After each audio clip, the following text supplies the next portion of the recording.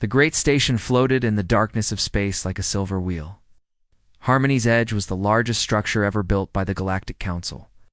Inside its massive halls, 12 different alien species had gathered for the most important meeting in their history. Admiral Zenth stood at the center of the main chamber. His blue skin was pale with fear, and his 3 eyes darted nervously around the room. The tall Altarian had never looked so frightened. Behind him, a giant screen showed images that made everyone in the room sick with terror. Dead worlds, burning cities, ships torn apart like paper. "The Void Hunters have returned," Zenth said. His voice shook as he spoke. "They came from the deep, dark between galaxies. Our outer colonies never had a chance."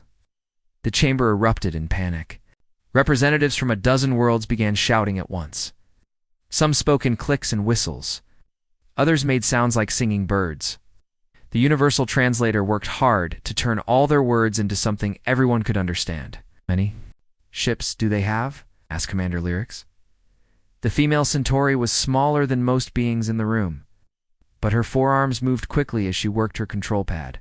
Her cat-like face showed deep worry. "We don't know," Zenth replied.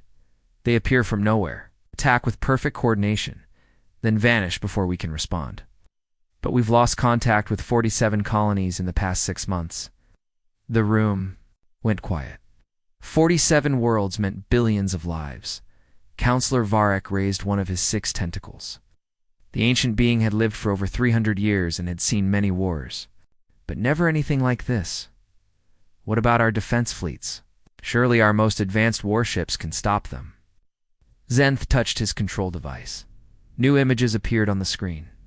Everyone watched in horror as massive Council warships fired their best weapons at strange black cubes. The energy beams hit their targets but did nothing. The cubes didn't even slow down. Instead, they fired back with weapons that cut the Council ships in half. "Our energy weapons are useless," Zenth explained. "The Hunters adapt to everything. We throw at them. Plasma beams, particle cannons, fusion torpedoes. Nothing works. Their shields learn and adjust in seconds." A small green alien near the back of the room began to cry. Others joined in. The sound filled the chamber with despair. Commander Lyrics stood up. Her datapad showed numbers that made her stomach turn. "I've been tracking their movement pattern. At their current speed, they will reach the core worlds in 18 months. Maybe less." "What about evacuation?" someone asked. "Where would we go?" Lyrics replied. "They're coming from every direction. There is nowhere to run." The chamber fell silent again. Outside the great windows, stars twinkled peacefully. It was hard to believe that somewhere in that darkness, death was coming for all of them. Counselor Varek moved to the center of the room. His old voice carried clearly through the chamber. "In my long life, I have studied the ancient records, files from the early days of space travel. Most are legends and myths, stories too strange to believe. This is not the time for stories." Old One snapped a representative from the warrior planet Karas. His red skin was darker with anger. "We need weapons. We need a way to fight." "Perhaps I am offering both," Varek said calmly. He activated his own display. Strange symbols appeared on the screen, writing that looked rough and simple compared to the flowing scripts of Council languages. "Files come from the outer edge of our galaxy, Sector 7 Alpha. They describe a species that calls itself humanity. The records say they come from a Class 12 death world." Several aliens gasped. Class 12 worlds were considered impossible to live on. Too hot or too cold. Poisonous atmosphere. Deadly weather. Dangerous animals. No intelligent life had ever been found on such planets. "That's impossible," said the Kara's representative. "Nothing can evolve intelligence on a death world. Environment would kill them." Varek's tentacles moved in what his species considered a shrug. The files say they not only survived, but thrived. They built cities. They learned to fly. They even split the atom. Commander Lyrics looked confused. "What does that mean?" "I'm not certain," Varek admitted. "The translation is unclear, but the files mention something called nuclear fission. They used it to make weapons powerful enough to destroy their entire planet." The chamber buzzed with confused voices. Why would any species build weapons that could kill their whole world? Admiral Zenth looked at the strange symbols on the screen. These records are thousands of years old. Even if this species existed, they're probably extinct by now. Deathworld species never last long. Perhaps, Varric said. But the files also mention their weapons. They didn't use energy beams like us. They used something called kinetic projectiles. Solid objects fired at high speed, and chemical explosives, things that create physical force instead of energy. Primitive, scoffed the Kara's representative. Maybe, Varric replied, but primitive weapons might be exactly what we need. The Void Hunters adapt to energy, but they might not be ready for simple physical force. Commander Lyrics was already working on her datapad. I'm running calculations on kinetic impacts versus adaptive shielding.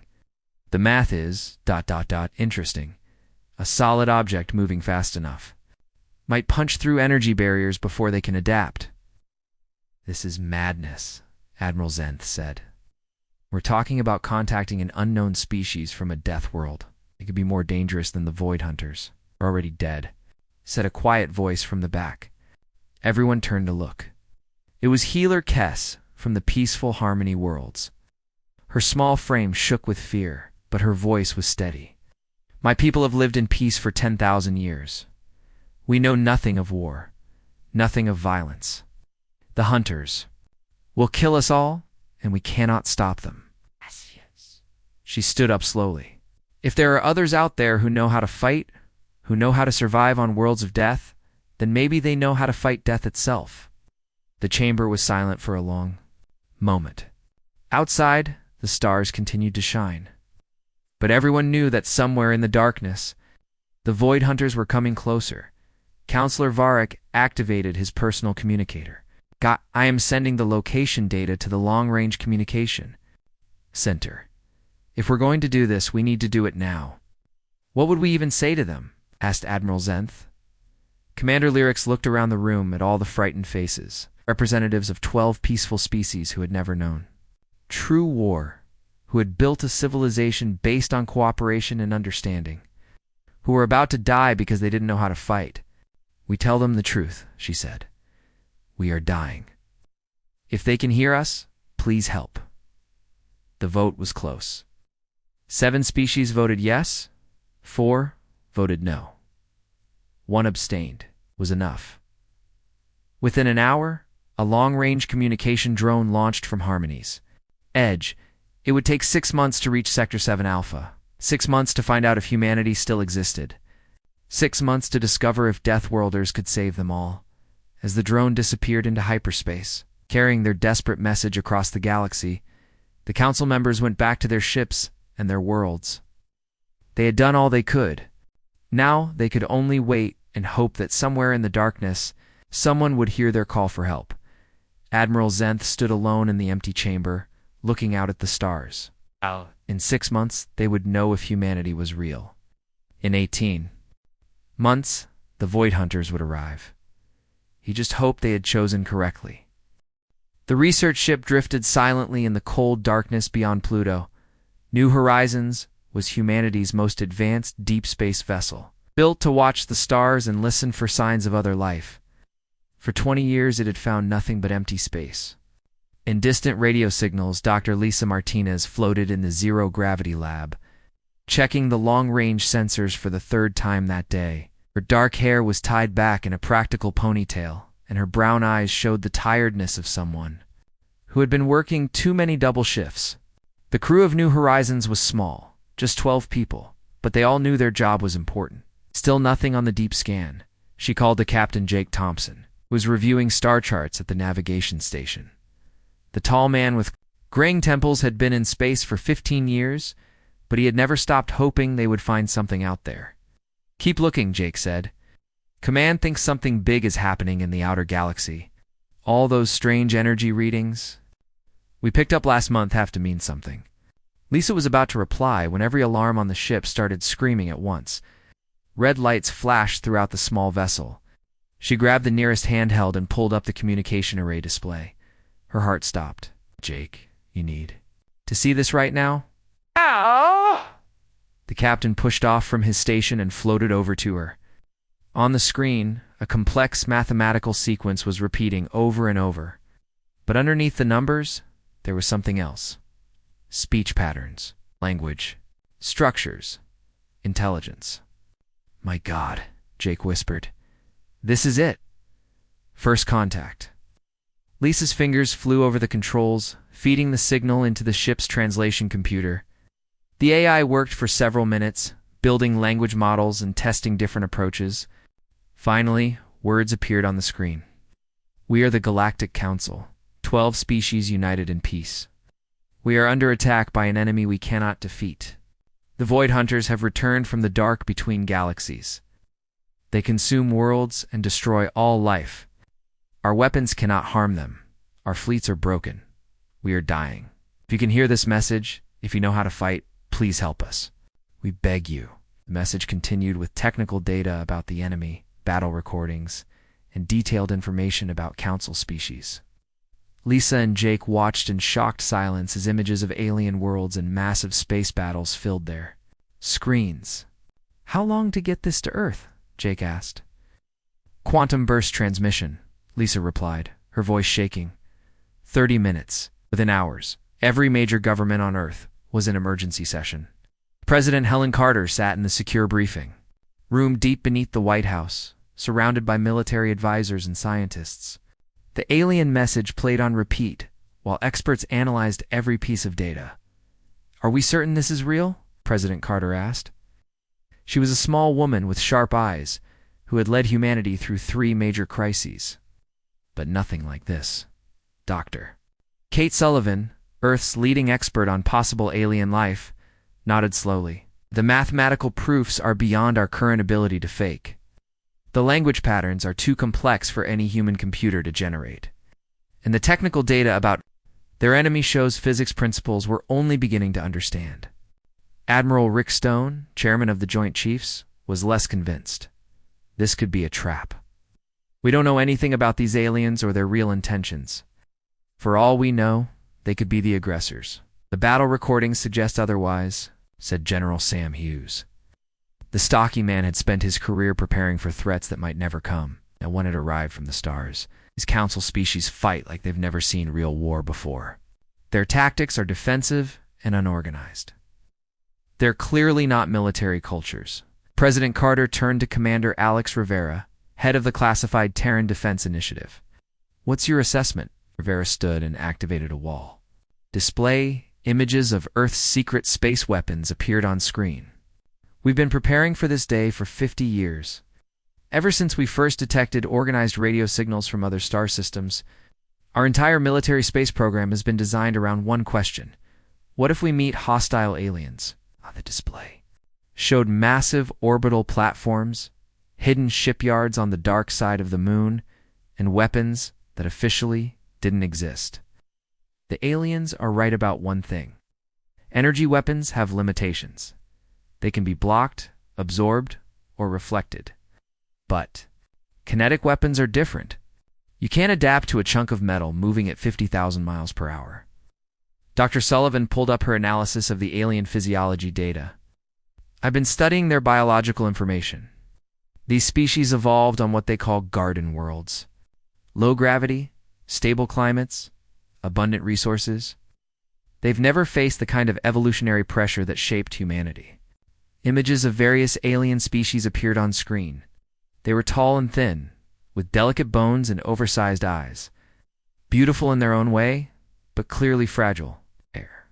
"Prey animals," General Hughes observed. "Look at the eye placement. The body structure. These beings evolved to run and hide, not fight. Which explains why they're losing," Admiral Stone added. "But it doesn't mean we should get involved. Earth's security comes first." President Carter was quiet for a long moment. Outside, the normal world continued. People went to work, children played in parks, and nobody knew that aliens existed and were begging for help. "Commander Rivera, if we decided to respond, what would that look like?" Rivera had been waiting for this question his entire career. "We have 12 heavy cruisers ready for deep space deployment, 4 carrier vessels with fighter squadrons, and the Defiant." Everyone in the room knew about the Defiant, though none of them were supposed to. The massive dreadnought had been built in secret over the past decade, using technology that pushed the limits of human engineering. It was designed for one purpose: to fight a war in space. Who would command such a mission? Carter asked Admiral Emma Collins, Rivera replied without hesitation. She's been training for deep space combat her entire career. Her crews know the weapon systems better than anyone. Dr. Sullivan looked worried. We're talking about traveling to another star system to fight an enemy we don't understand. The risks are enormous. The risks of doing nothing might be worse, General Hughes pointed out. If these void hunters are real, if they destroy the Council species, how long before they notice Earth? How long before they come here? Admiral Stone frowned.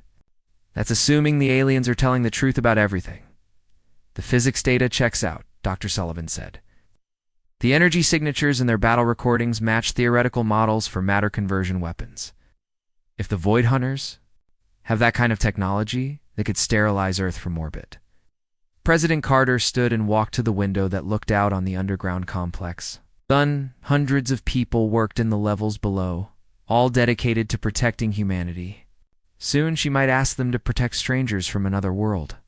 How long to prepare a response fleet? The ships are ready now, Rivera answered. We've been maintaining them at full readiness for 2 years. Crews are trained, weapons are loaded, and supplies are stocked. But Admiral Collins is currently at the lunar shipyards overseeing final tests on the new kinetic bombardment systems. Admiral Stone added. President Carter made her decision. Get her down here. I want to meet the woman who might lead humanity's first interstellar war. 3 hours later, Admiral Emma Collins sat across from the president. She was younger than expected, probably in her 40s, with short blonde hair and eyes that missed nothing. Her uniform bore decorations from conflicts that officially never happened. Admiral, I'll ask you directly, President Carter said. Can we win? Collins studied the alien data for several minutes before answering. The enemy adapts to energy weapons, but they've never faced kinetic projectiles or nuclear warheads. Their tactics are perfect for fighting other energy-based civilizations. But they might be unprepared for our approach to warfare. Might be isn't very reassuring. War never comes with guarantees, Madam President. And they're asking for help. If we ignore them and the void hunters eventually find Earth, we'll face them alone. If we help now, we might have allies. President Carter nodded slowly. How soon can you launch? Give me 48 hours to recall my crews and complete final preparations. The Defiant and her escort fleet will be ready to depart. As the meeting ended and the military leaders filed out to begin preparations, Dr. Sullivan remained behind with the president. Are we doing the right thing? Carter asked. I don't know, Sullivan replied honestly. But for the first time in human history, we're not alone in the universe. Someone out there needs our help. Maybe that's enough. Far above them, in the darkness beyond Pluto, the New Horizons continued to monitor the alien signals. The messages were getting more desperate. More worlds were falling. Time was running out. In 48 hours, humanity would finally reach for the stars. Space twisted and screamed as 12 human ships dropped out of hyperspace at the edge of the Altarian system. Admiral Emma Collins stood on the bridge of the Defiant, watching her tactical display as reality settled back into normal patterns. Around her fleet, what she saw made her blood run cold. The battle was already lost. Alien ships burned in the darkness like dying stars. The beautiful Council vessels, with their smooth curves and gleaming holes, were being torn apart by massive black cubes that moved with impossible precision. The Void Hunters had arrived first. Admiral, I count 47 Council ships still. Active, reported Captain Brian Walsh from his tactical station. The young officer's face was pale as he watched alien vessels die on his screen. Enemy contact shows 23 Hunter cubes. They're not even trying to avoid the Council weapons. Collins nodded grimly. Through the main view screen, she could. See why? The Council ships fired brilliant beams of blue and white energy at their enemies. The beams struck the black cubes and simply disappeared, absorbed by shields that seemed to eat light itself. Their intelligence was correct, she said quietly.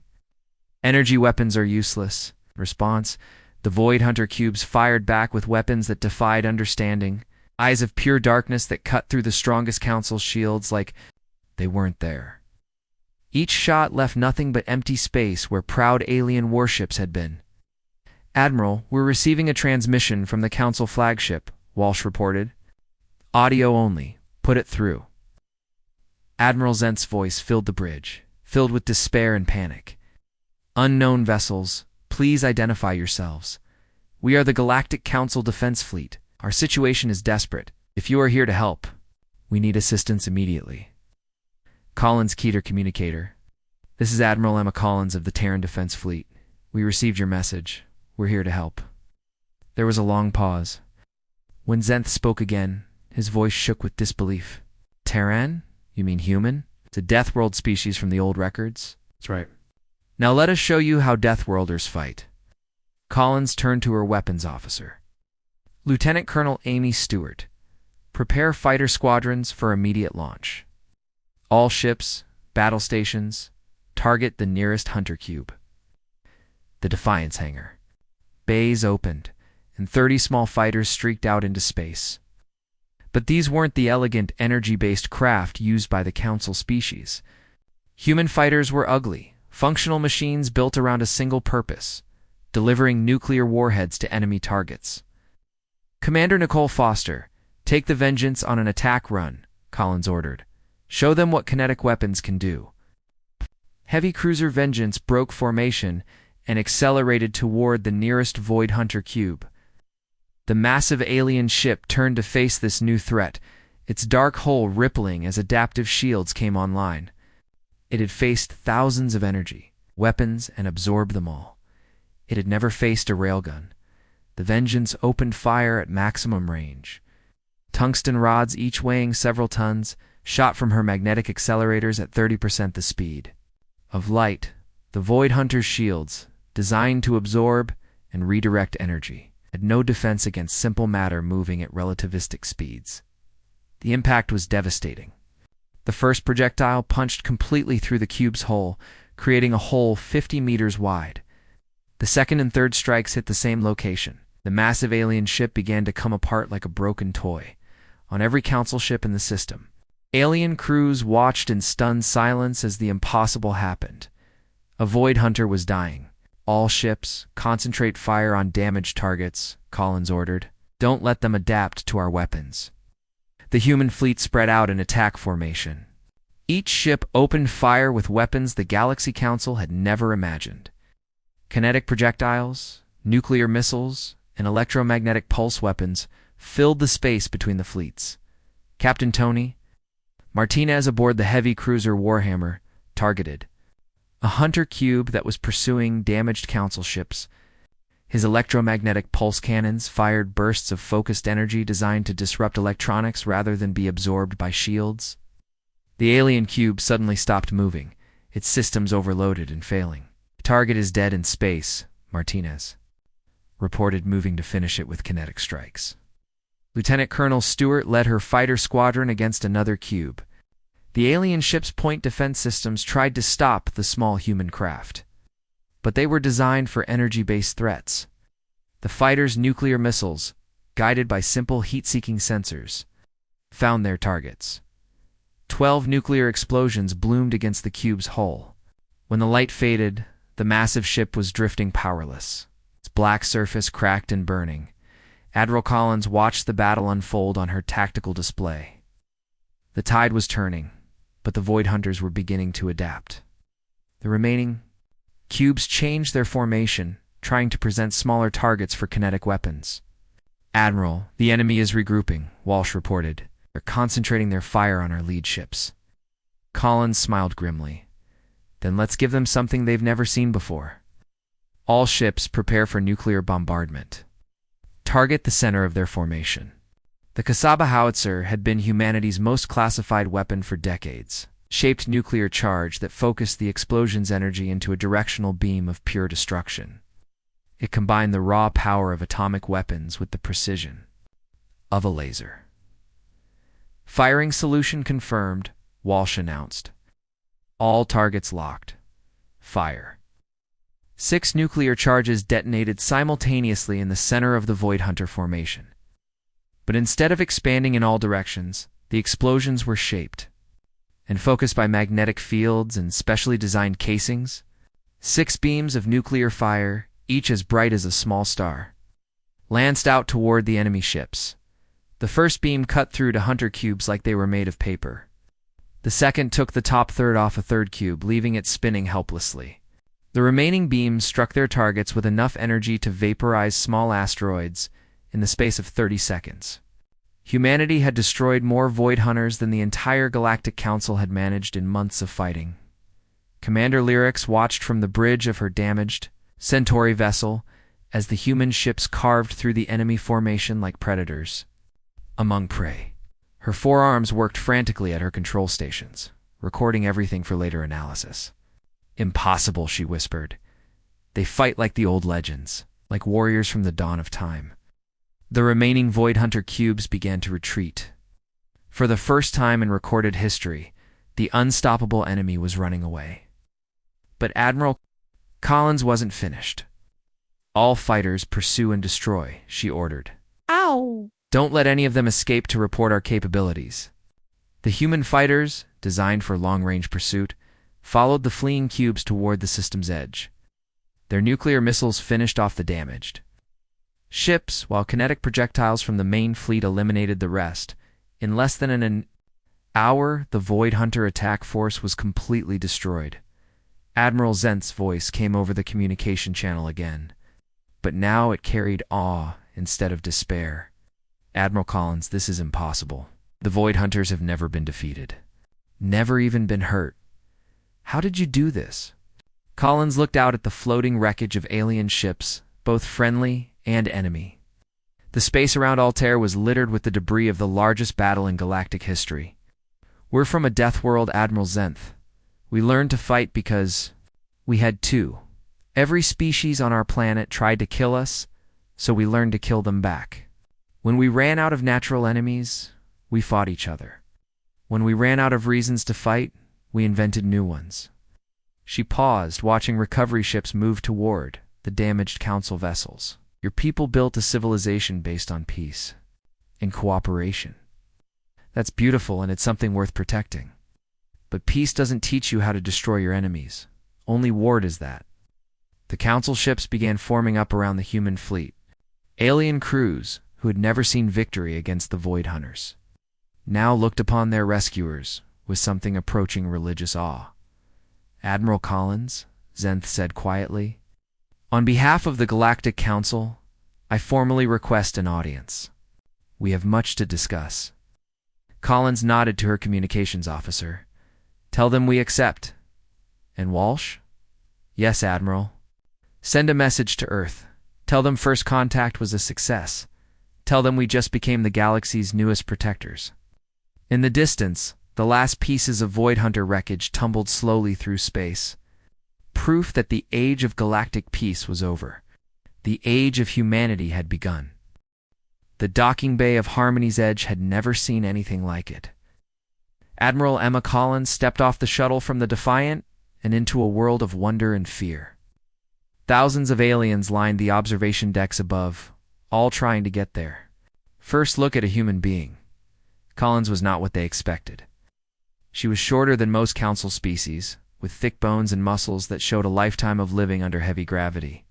Her eyes faced forward like a predator's, and when she moved, it was with the controlled grace of something built for hunting.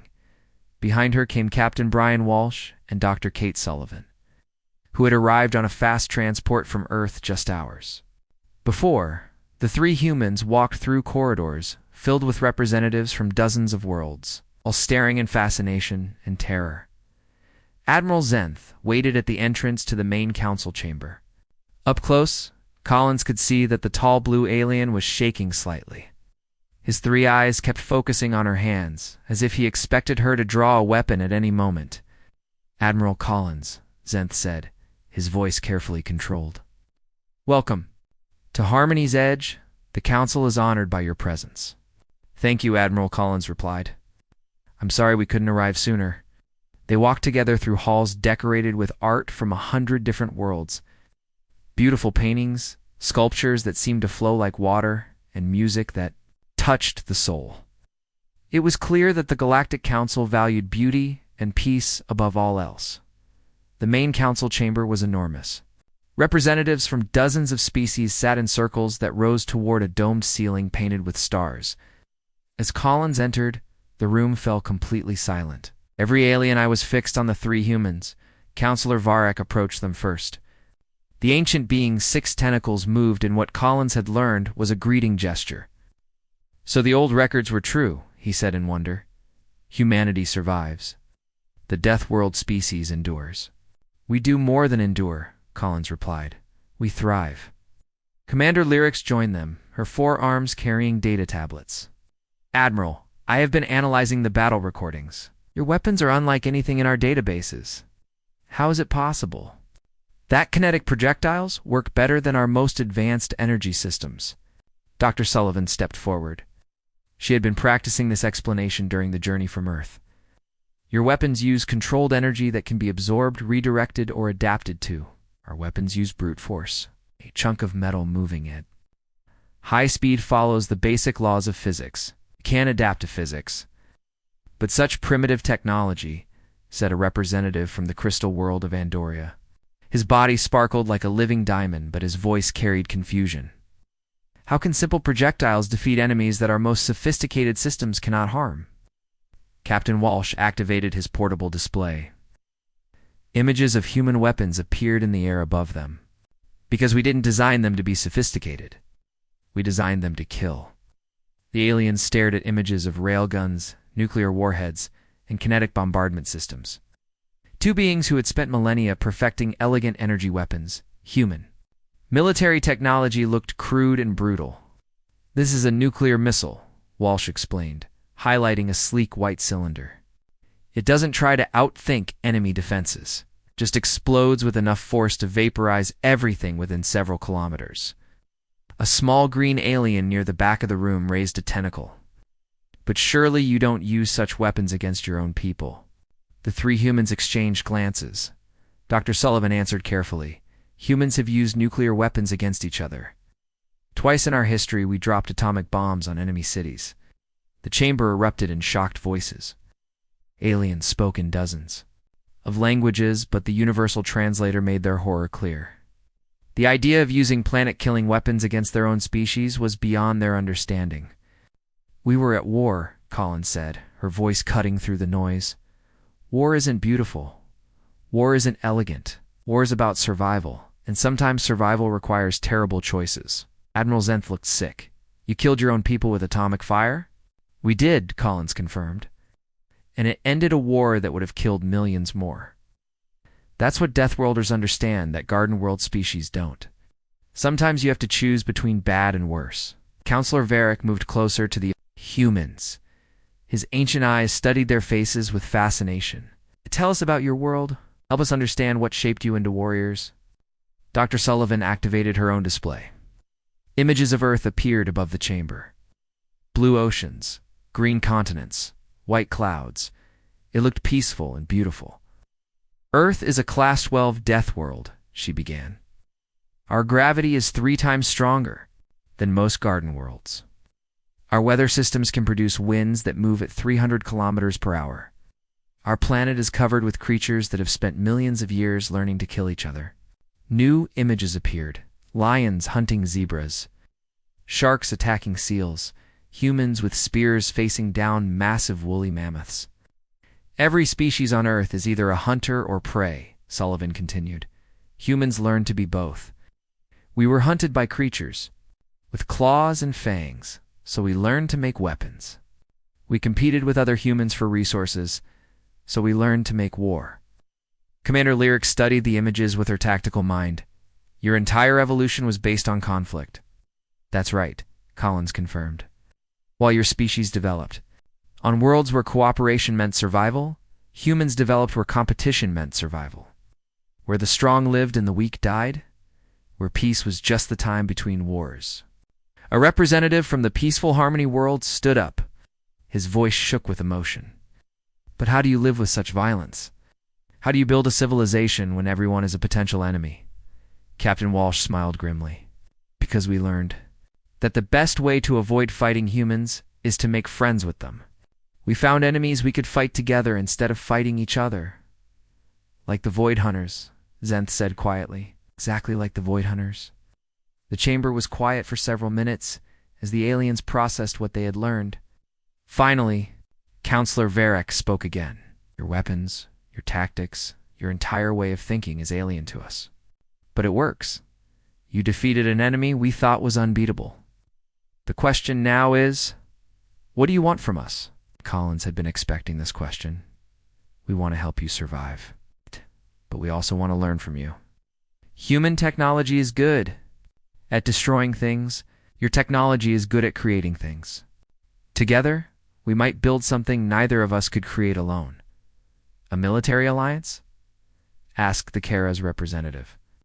More than that, Collins replied. A partnership. You teach us about energy manipulation, advanced materials, and faster than light. Travel. We teach you about warfare, defensive strategies, and weapons that work against adaptive enemies. Dr. Sullivan added, our species need each other. We have beauty, art, and knowledge. We have survival skills and military strength. Separately, the Void Hunters can defeat us. Together, we might stop them permanently. Commander Lyrics was already working on her data tablets. I have preliminary reports from the Outer Rim. The Void Hunters are massing for a major assault. Our victory here was just the beginning. How many ships? Collins asked. Hundreds, maybe thousands. They're building something massive at the edge of the galaxy. Our long-range sensors show construction on a scale we've never imagined. The chamber filled with worried voices. If the first attack had been just a probe, what would a full invasion look like? Admiral Zenth stood up slowly. Admiral Collins, on behalf of the Galactic Council, I formally request that humanity join our alliance. We need your weapons, your tactics, and your knowledge of war. Collins looked around the chamber at dozens of alien faces. Beings who had lived in peace for thousands of years were now asking Deathworlders to teach them how to fight. We accept, she said. But understand this, war will change you. Once you learn to fight like humans, you can never go back to the innocence you had before. Then so be it, Varric said sadly. Innocence is a luxury we can no longer afford. As the formal ceremonies began and treaties were signed, Collins couldn't shake the feeling that they were already too late. Somewhere in the darkness between galaxies, the real enemy was preparing for war, and this time they would be ready for humanity. 3 months had passed since humanity joined the Galactic Council. The galaxy was a very different place now. Human military bases floated in orbit around 12 different worlds, and joint human-alien fleets patrolled the Outer Rim. The Void Hunters had been pushed back to the edge of known space, but everyone knew this was only temporary. Admiral Emma Collins stood in the command center of Firebase Alpha, humanity's largest military installation outside of Earth. Through the massive viewports, she could see ships from dozens of different worlds. Sleek Altarian cruisers flew alongside blocky human destroyers. Elegant Centauri fighters practiced attack formations with heavily armed Terran bombers. The sight would have been impossible just months ago. Now it was becoming normal. Captain Brian Walsh approached with the morning intelligence reports. His face was grim as always when discussing the enemy. Admiral Long-Range Reconnaissance confirms our worst fears. The Void Hunters are building something massive at the galactic edge. Our best estimates suggest it's some kind of superweapon. Collins studied the blurry images on Walsh's datapad. The structure was enormous, easily the size of a small moon. Strange geometric patterns covered its surface. An energy reading suggested power sources beyond anything the galaxy had ever seen. How long until it's operational? She asked. Unknown. But Commander Foster's last patrol reported increased. Hunter activity in the outer systems. They're gathering ships from across the dark between galaxies. The door to the command center opened, and Commander Nicole Foster walked in. Uniform showed the wear of constant patrol duty, and her eyes had the hard look of someone who had seen too much combat. Behind her came an unlikely companion, Commander Lyrics of the Centauri Defense Force. The small, cat-like alien had changed dramatically over the past 3 months. Her forearms now carried human-designed weapons alongside her traditional energy. Sidearms, her tactical training under human instructors, had turned her from a defensive coordinator into an aggressive strike commander. Admiral Foster reported, "We've completed the reconnaissance of the Hunter construction site. What we found changes everything." She activated the room's main display. A three-dimensional image of the alien superweapon appeared, detailed and terrifying. It looked like a massive geometric flower made of black metal and crackling energy. "It's not just a weapon," Foster continued. "It's a gateway. The Hunters aren't just trying to destroy the galaxy. They're trying to open a permanent passage for their entire civilization." Lyric stepped forward, her forearms working multiple data tablets simultaneously.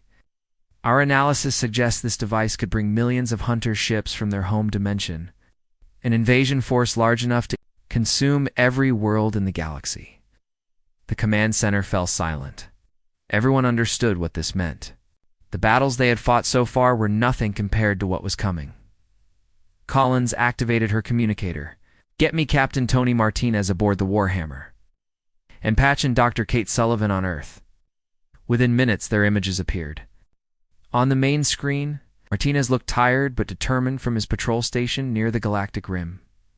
Dr. Sullivan, speaking from her laboratory on Earth, showed the excitement of a scientist who had been working around the clock. Dr. Collins began, "Have you made any progress on combining our technologies?" Sullivan smiled for the first time in weeks. "Actually, yes. We've had a breakthrough. By combining human kinetic weapons with alien energy manipulation, we've created something entirely new." New images appeared on screen. Strange hybrid ships that looked like no vessel either species had built alone. They combined the brutal functionality of human design with the elegant energy systems of Council technology. "Call them fusion ships," Sullivan explained. "They use alien anti-grav systems to carry massive human weapons. Energy shields powered by Council technology protect kinetic bombardment systems that can punch through any known defense." Martinez leaned forward in his captain's chair. "How many can we build?" "The first squadron is already complete," Sullivan replied. 20 ships, each one more powerful than anything we've built before. But Admiral, there's something else. Been analyzing the Hunter superweapon, and we think we know how to destroy it." Collins felt hope for the first time in days. "Explain." "The gateway requires massive amounts of energy to maintain dimensional stability. If we could deliver a large enough kinetic impact at precisely the right moment, we might cause a cascade. Failure that would destroy the entire structure." Captain Walsh was already running calculations. "What kind of kinetic impact are we talking about?" "Several asteroid-sized projectiles, accelerated to near light speed, and delivered simultaneously." "2 multiple target points," Sullivan answered. "It would require perfect timing and enormous amounts of energy." Foster studied the tactical display. "How would we get close enough? The Hunters will have that thing protected by everything they've got. That's where our new alliance proves." "It's worth," Collins said. She activated the communication system and sent signals to every human and Council ship in the sector. "All commanders, report to Firebase Alpha immediately. We're planning the largest military operation in Galactic history. Over the next week, the greatest fleet ever assembled gathered around Firebase Alpha. Human dreadnoughts floated alongside Altarian battlecruisers. Centauri strike ships formed squadrons with Terran bombers, representatives from dozens of Council. Worlds brought their best ships and crews, but the real surprise was how much the aliens had learned from their human teachers. Lyrics now commanded a mixed squadron of Council ships using human tactics, aggressive maneuvers, coordinated strikes, and most importantly, the willingness to take risks that would have terrified them months earlier. The plan is simple in concept. Difficult in execution, Collins explained to the assembled commanders. The fusion squadron will punch through the Hunter defenses and deliver kinetic bombardment directly to the gateway's power core. The rest of us will keep them busy. Admiral Zenth, now wearing armor instead of his traditional robes, raised a question. "Admiral Collins, our intelligence suggests the Hunters have over 1,000 ships protecting the gateway. Even with our new tactics, the odds are not good. Collins smiled grimly. Admiral, 3 months ago you thought one hunter cube was impossible to defeat. Now your ships hunt them in packs. Never tell a Deathworlder something can't be done. The attack began. At dawn, Galactic Standard Time, the combined fleet dropped out of hyperspace at the edge of the Hunter construction zone and found exactly what they expected: the largest enemy force ever assembled. Thousands of black cubes filled the space around the gateway. But these weren't the same enemies they had fought before. The hunters had learned from their defeats. Their ships now carried kinetic shielding and point defense systems designed to stop human weapons. All ships engage the enemy, Collins ordered. By the fusion squadron, time to reach their target. The battle that followed would be remembered for thousands of years. Human ships using alien technology fought alongside alien crews using human tactics against an enemy that had adapted to both. The space around the gateway became a swirling storm of explosions, energy beams, and kinetic projectiles. Captain Martinez led a squadron of heavy cruisers against the Hunter left flank, using combined human-alien weapons to devastating effect. His ships fired kinetic projectiles wrapped in energy fields that made them nearly impossible to stop. Commander, Lyric's proved that prey species could learn to be predators. Her mixed squadron used hit-and-run tactics to draw Hunter ships away from the gateway defenses when the enemy pursued. They found themselves facing nuclear mines that had been laid by human stealth ships. But the real heroes were the crews of the Fusion Squadron. 20 ships, each carrying weapons that pushed the limits of physics, fought their way through layers of enemy defenses. They lost half their number reaching the target, but the survivors delivered their payload with perfect precision. The kinetic bombardment struck the gateway at 7 different points simultaneously. For a moment, nothing seemed to happen. Then reality began to tear. The gateway collapsed in on itself, creating a dimensional rift that consumed everything within 100 kilometers. Hunter ships, caught in the gravitational distortion, were pulled into the collapsing space-time and destroyed instantly. The superweapon that would have brought millions of enemies into the galaxy became their tomb instead. As the surviving ships regrouped, Collins received reports from across the battlefield. They had won, but the cost was enormous. Nearly half the fleet was destroyed or disabled. Thousands of brave beings from dozens of worlds had died to save their galaxy. Admiral Walsh reported quietly, "We're receiving signals from across Council space. The remaining Hunter forces are retreating toward the galactic edge. The invasion has been stopped." Collins nodded, but she felt no celebration. Victory had come at a terrible price, and she knew this was probably not the end. Somewhere in the dark between galaxies, more enemies might be waiting. Commander Foster appeared on the communication screen from her damaged ship. "Admiral, what now? Do we pursue them?" "No," Collins replied after a long moment. "Now we rebuild. We take what we've learned from this war, and we prepare for whatever comes next." The galaxy asked for help, and we answered.